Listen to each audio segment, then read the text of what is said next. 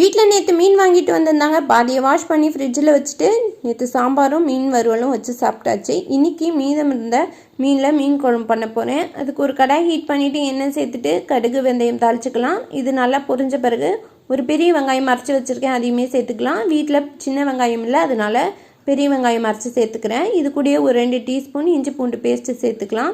சின்ன வெங்காயம் சேர்த்து செஞ்சிங்கன்னா டேஸ்ட்டு வந்து சூப்பராக இருக்கும். கண்டிப்பாக ட்ரை பண்ணி பாருங்கள். இதெல்லாம் அரைச்சி சேர்த்த பிறகு ஒரு 3 தக்காளியை அரைச்சி இதுலேயே சேர்த்துட்டு நல்லா பச்சை வாசனை போகிற அளவு வதக்கிக்கணும். இது கூடயே உப்பு, மஞ்சத்தூள், குழம்பு மிளகாத்தூள் சேர்த்துட்டு இதோட பச்சை வாசனையும் போகிற அளவு நல்லா வதக்கிக்கோங்க.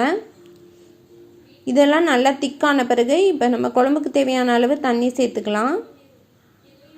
தண்ணி சேர்த்துட்டு நல்லா வந்து கொதிக்க விடணும். உப்பு காரம் கரெக்டாக இருக்கான்னு செக் பண்ணி பார்த்துக்கோங்க. உப்பு கொஞ்சம் கம்மியாக இருந்ததுனால நான் இந்த ஸ்டேஜில் கொஞ்சமாக உப்பு சேர்த்துக்கிறேன். இது நல்லா கொதி வந்த பிறகு புளி வந்து ஏற்கனவே கரைச்சி வச்சுட்டேன், அதையுமே இதில் சேர்த்துடலாம். மீன் குழம்பு வந்து பார்த்திங்கன்னா இந்த மாதிரி சாப்பிடும் போதும் நல்லாயிருக்கும், மீன் சேர்த்த பிறகு சாப்பிடும் போதும் நல்லாயிருக்கும். கண்டிப்பாக ஒரு வாட்டி மீன் சேர்க்கறதுக்கு முன்னாடி குழம்பு வந்து சாப்பிட்டு பாருங்கள், டேஸ்ட் வந்து சூப்பராக இருக்கும். நாங்கள் அப்படி தான் சாப்பிடுவோம். இந்த ஸ்டேஜில் மீன் சேர்த்துட்டு ஒரு 5 மினிட்ஸ் ஹை ஃப்ளேமில் வச்சு கொதிக்க வச்சு இறக்கணுன்னா சுட சுட மீன் குழம்பு சூப்பராக ரெடி ஆயிரும். நீங்களும் உங்கள் வீட்டில் மீன் குழம்பு இந்த மாதிரி ட்ரை பண்ணி பாருங்கள். மதியானம் லஞ்ச் சூப்பராக சாப்பிட்டு முடிச்சாச்சு.